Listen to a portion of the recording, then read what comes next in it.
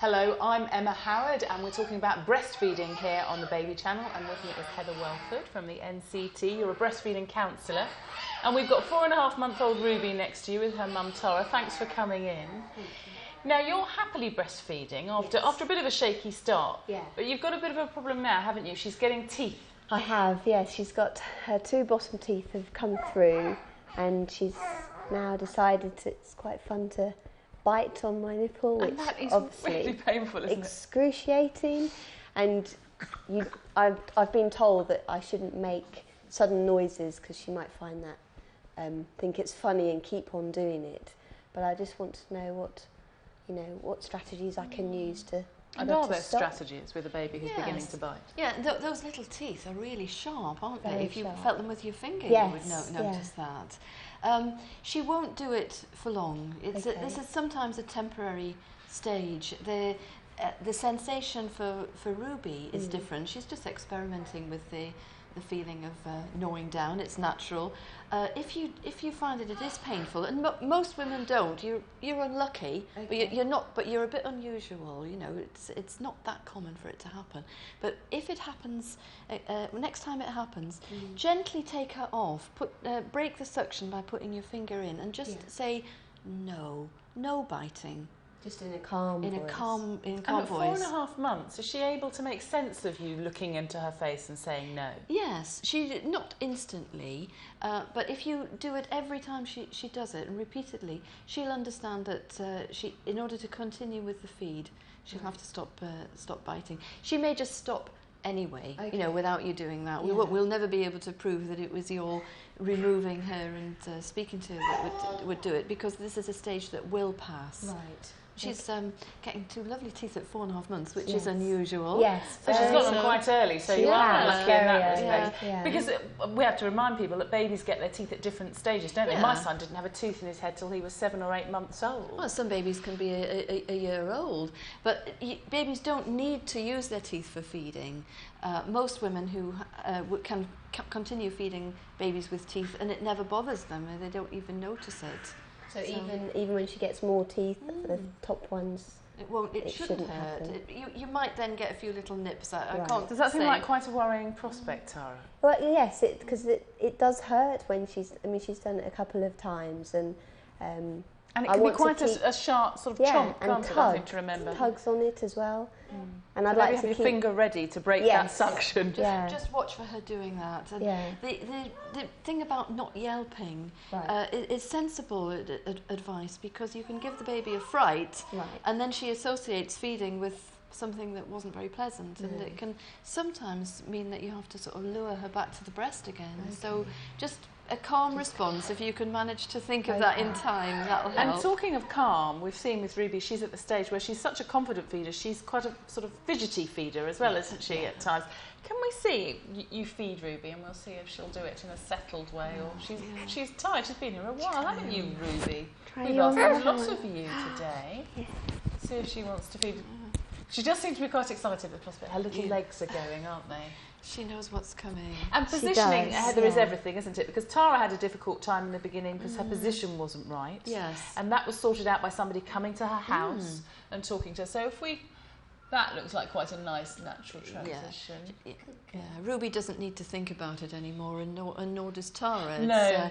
She's got beyond the stage where this is a conscious thing that she's got to be working out each time. But it is conscious in the beginning, isn't it? So, I mean, for people watching who are at the very early stages of this, you have to sort of think about the baby coming to you, don't you? And because both mother and baby are learning together. Yeah. But after a while, you get this nice communication. Ruby knows exactly what to do. I expect sometimes she can be crying, and you can put her on, she suddenly stops crying because she knows how to put her mouth and her tongue in a position. She doesn't have to think about it, and neither do I. But at the beginning, it was very difficult. In the beginning? It was very sore, and also the positioning was really important. And you don't know if you're doing it right, especially with your first one, I think. And you were looking at photographs, weren't you? But they're just not that helpful. No, because you're quite sore yourself, and the first thing it says, sit down on, upright. Well, I couldn't sit down. I was lying down because I was quite sore.